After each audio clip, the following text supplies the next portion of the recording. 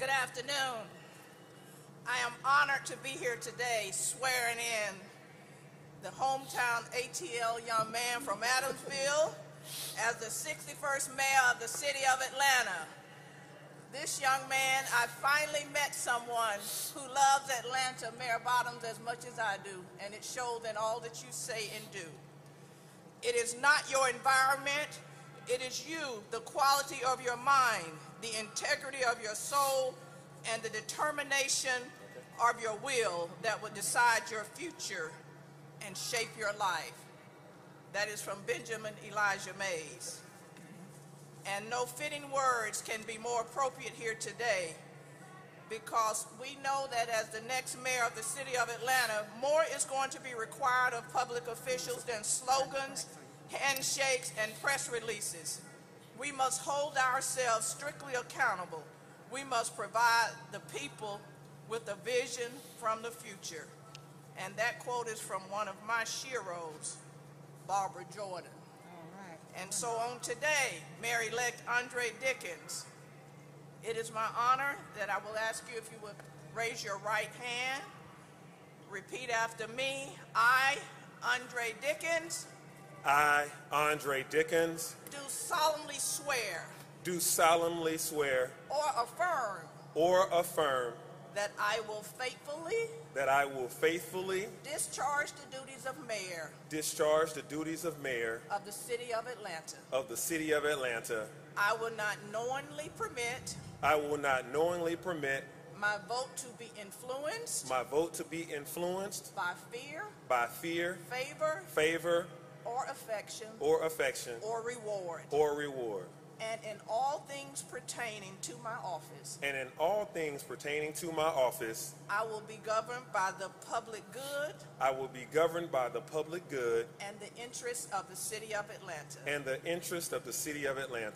I will observe the provisions of the charter ordinances. And regulations of the city of Atlanta. And I will support and defend. The Constitution of the State of Georgia. And the Constitution of the United States of America. So help me God. Congratulations, Mayor Andre Dickens. Good hug. Mom, you okay? Thank you. And now, ladies and gentlemen, please welcome the 61st Mayor for the City of Atlanta, the Honorable Andre Dickens.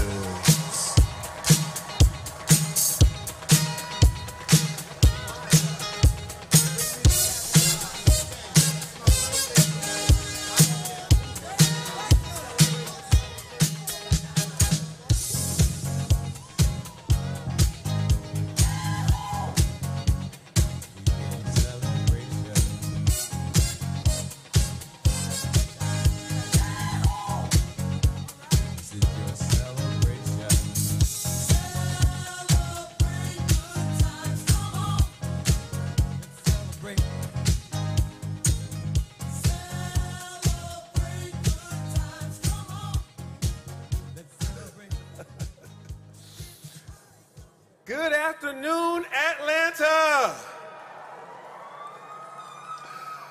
This is indeed the day that the Lord has made. I will rejoice and be glad in it. Which one of you city council members is going to make an ordinance today to say no one should ever call us Hot Atlanta again?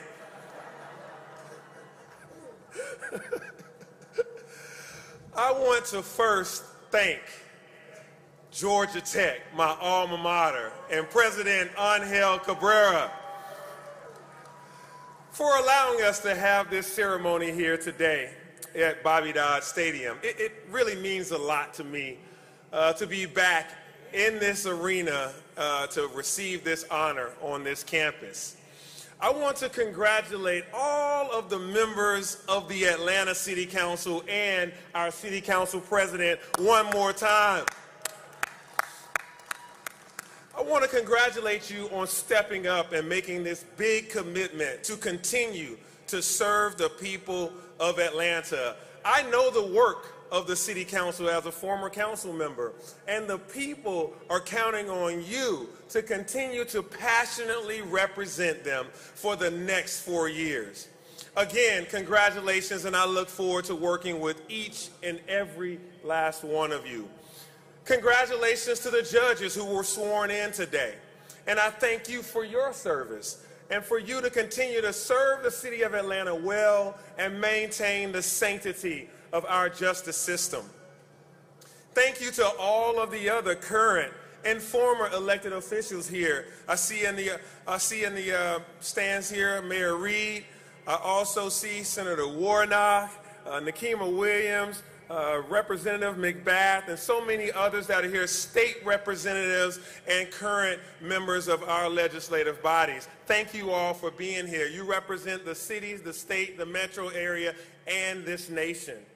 And of course, I want to thank with all my heart my family and my friends. Without you and your constant support, I would not be able to stand here today. So thank you. And to all of my friends and supporters, I thank you during this really long election cycle. Finally, I want to give all praises to God for blessing me to be able to see this day. God has given me so much, and today I have simply to say, thank you, God, for blessing me with all of my heart. Thank you. I greet you all today as a native of Atlanta's Adamsville neighborhood, the son of a hard-working mother, the father of a 16-year-old daughter, a deacon in my church, a public servant, and a graduate of this esteemed university, Georgia Tech. It's remarkable to believe that almost 30 years ago today, I stood in those stands with my Kappa Alpha Psi brothers as we would usher to make money to go to college during each of the football games. We would usher in those stands.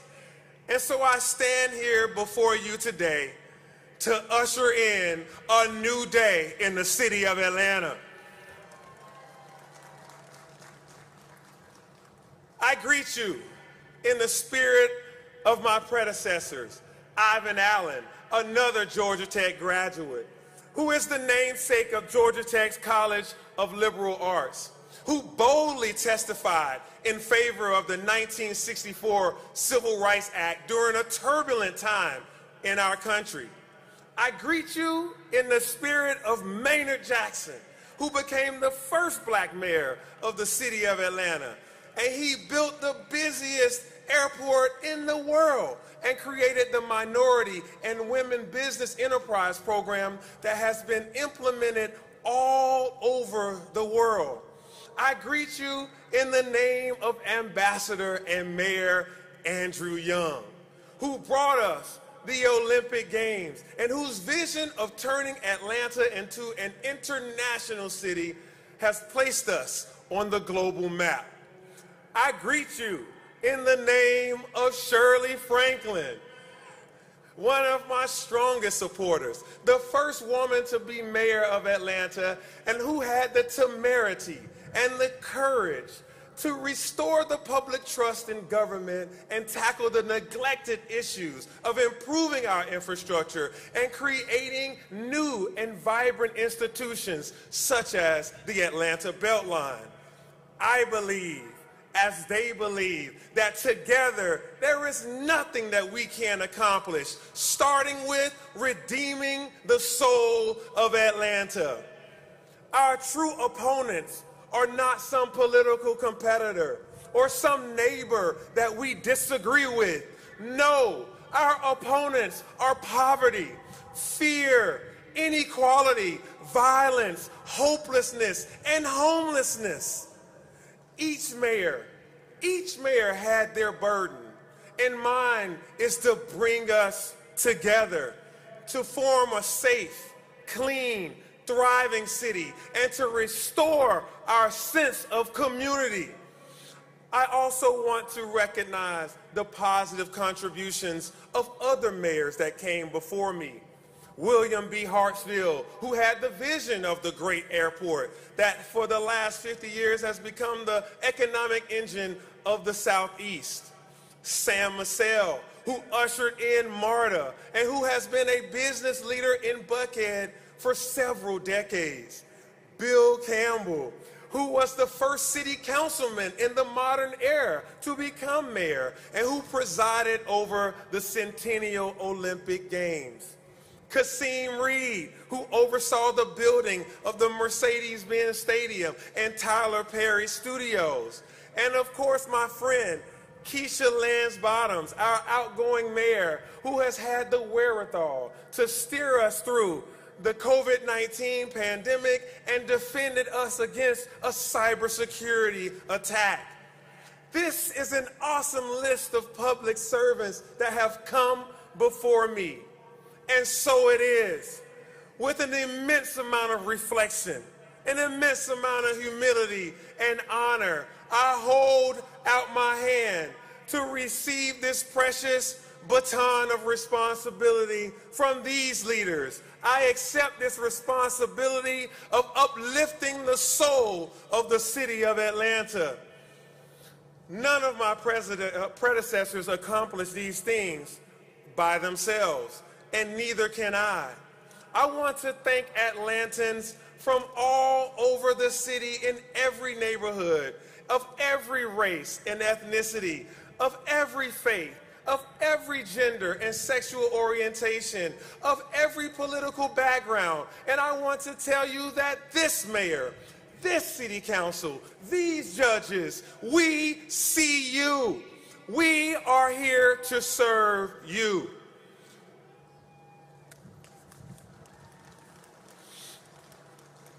Together, we will write a new chapter for Atlanta, for this beautiful city in a forest, the city that W.B. Du Bois 125 years ago called the breathless city of 100 hills. This city that Mayor Ivan Allen said 55 years ago was too busy to hate. This city that all my friends said influences everything. I stand here today as living proof that a little kid from Adamsville could dare to dream to be the mayor and grow up to fulfill the dream by becoming the 61st mayor of Atlanta.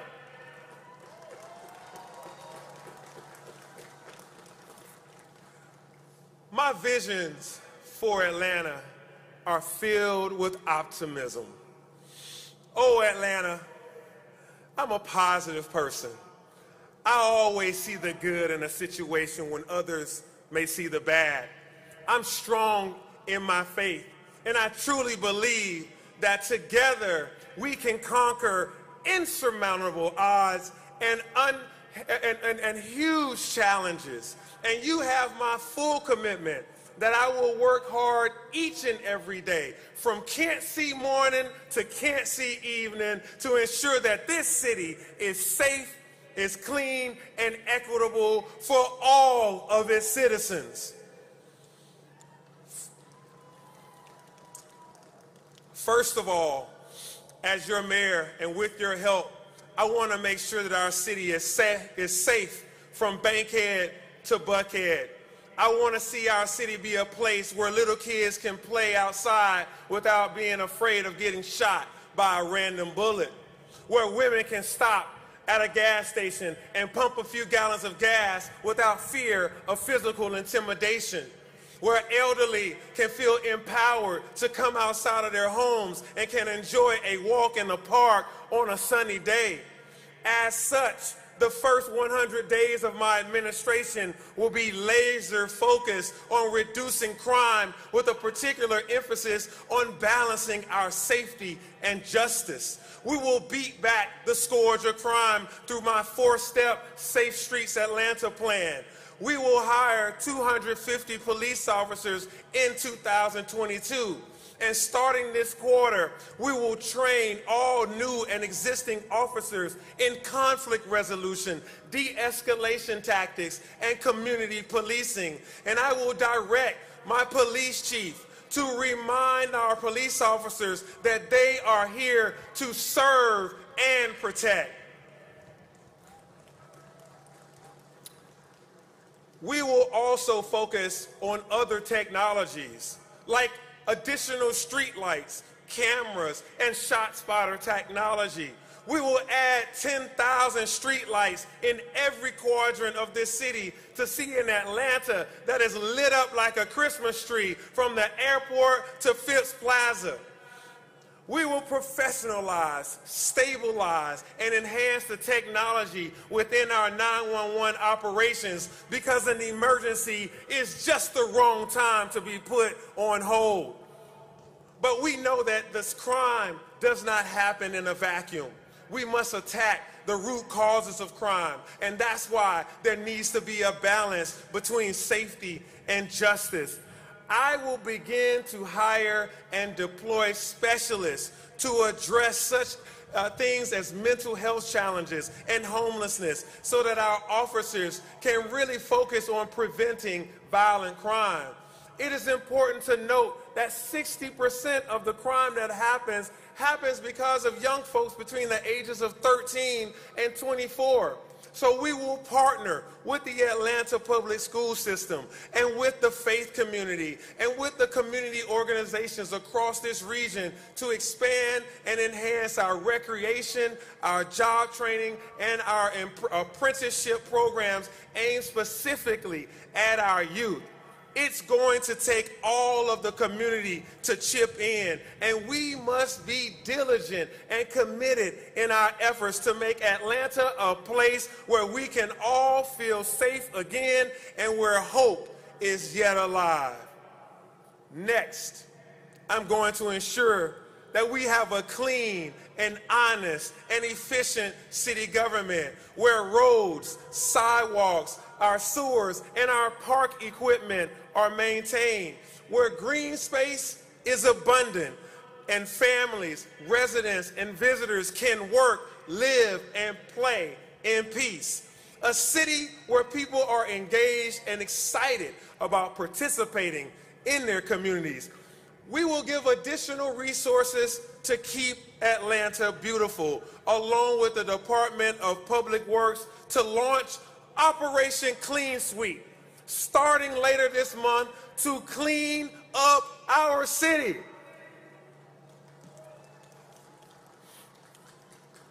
I promise that I will do all that I can every day to improve the city operations and to improve the work environment for all of our city employees. I'll ride around with city workers to understand their challenges and tour the city with the city council members to learn what the neighborhoods need first and what they need most.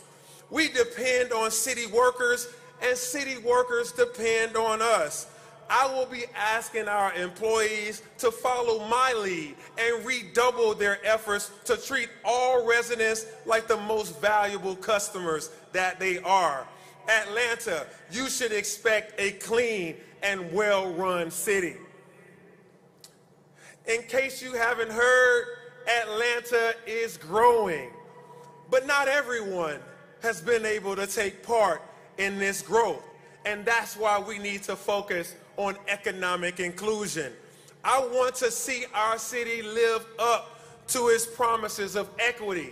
Those with dreams and talent should know that this city that makes sense, that will make a way for them to have success. I will create a new Atlanta Department of Labor to work with the private sector, the labor unions, higher education institutions, philanthropic groups, Invest Atlanta and our workforce development agencies to tackle the obstacles keeping us from full employment. We're going to work to offer students a personal development program that provides either a track to college for a college degree or to a higher paying job. There are high paying jobs in technical fields that don't require a 4-year degree. And so I want to get more young people the certifications and the soft skills that they need to thrive in the workforce. A full workforce with great paying jobs will help us overcome another major issue in Atlanta, the lack of affordable housing. The cost of housing in this city has increased by 65% since 2010, and it is a moral imperative to address this crisis. To get this right, we will consolidate and coordinate our efforts to build or preserve 20,000 units of affordable housing in the next 8 years without displacing folks in Atlanta. Relatedly, my administration will strengthen its efforts to address the city's growing number of those experiencing homelessness. We will implement a housing-first model to rehouse individuals immediately when they experience homelessness through a network of motels, hotels, shelters, and apartments. We will coordinate with Fulton and DeKalb County health departments to provide mental and physical health care to homeless residents in need of services. Finally, we will ensure that all unsheltered Atlantans who indicate readiness to work will be trained in the technical areas of need and receive help in job placement. Once again, we will increase our efforts to reduce homelessness in Atlanta.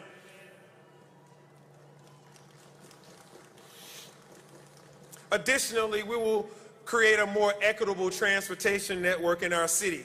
We'll add bike lanes, sidewalks, complete streets, and yes, rail on the Atlanta Beltline.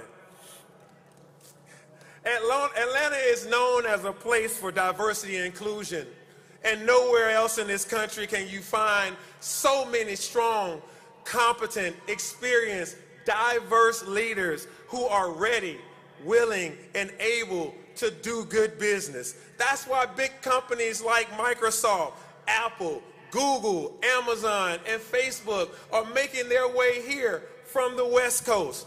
But we must ensure that these companies are hiring the untapped talent that is right here in our city, because we have a diverse talent pool here in Atlanta that starts with our great universities like Spelman, Morehouse, Clark Atlanta, Georgia State, Emory, and yes, of course, Georgia Tech. As I told many CEOs, I love that you build buildings in Atlanta, but I want to make sure Atlantans are in your buildings. Inclusion and equity will be the bedrock of this economic growth. Now let's talk more about the future. As you know, I'm a Georgia Tech engineer with plenty of respect for technology, and I want our city to be a shining light for what technology can mean for equity, inclusion, and democracy. Toward that end, I am calling on the technology and telecommunications industry to join the city in stamping out the digital divide and bringing the advantages of the connected city to each and every resident. Our technological future is bright. UPS and Amazon are studying innovations like autonomous vehicles, air taxis, and personal delivery robots. I want Atlanta to be the beta test site for the nation's future in transportation, logistics, and digital equity. We will be at the table for blockchain and clean energy, for baby bonds and early childhood education, for fintech, health IT, and NFTs. Innovation is the future, and we will show that Atlanta has something to say. Finally, I believe our reputation as an arts and cultural center can and should rival our reputation as a commercial, sports, and business center. To be a true international city, we will make deeper and smarter investment in arts, artists, and our cultural centers. As you have seen, my currency is trust and energy. I have already begun to travel to all parts of this city to listen to the people. And I have discovered that we all want many of the same things. We want to be safe, and we want to be heard, and we want to be respected, and we want action on the things that will enhance the quality of lives for our neighborhoods. This time in our city, in our city's life, it reminds me of the story from the book of Nehemiah. Nehemiah was heartbroken to see that the infrastructure, the walls and the gates around the city of Jerusalem had been laying in ruins. Nehemiah was so determined that he inspired all of the people to work together to fix the gates and the walls in front of their homes. And they did so. In just 52 days, the entire wall was fully built. They chose to work together to accomplish a difficult task. They chose to unify and not to divide. And we need to choose to do the same. We don't need separate cities. I said we don't need separate cities. We must be one city with one bright future. One city with one bright future. We have survived hard times before. We've survived crime waves before. We've survived the missing and murdered children when I was growing up. We survived Lester Maddox and his axe handle. We survived the Olympic Park bombing, and we will survive the COVID-19 pandemic.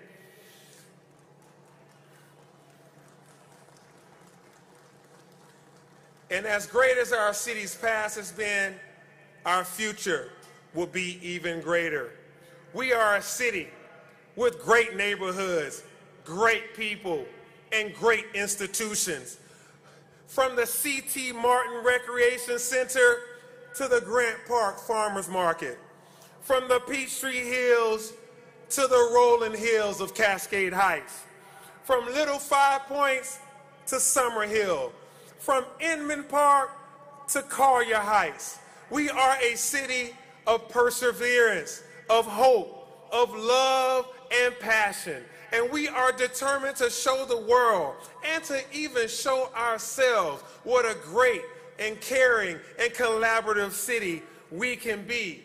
I've told you before that I draw circles and I don't draw lines to divide us. And I'll tell you now that I don't want any lines dividing this great city.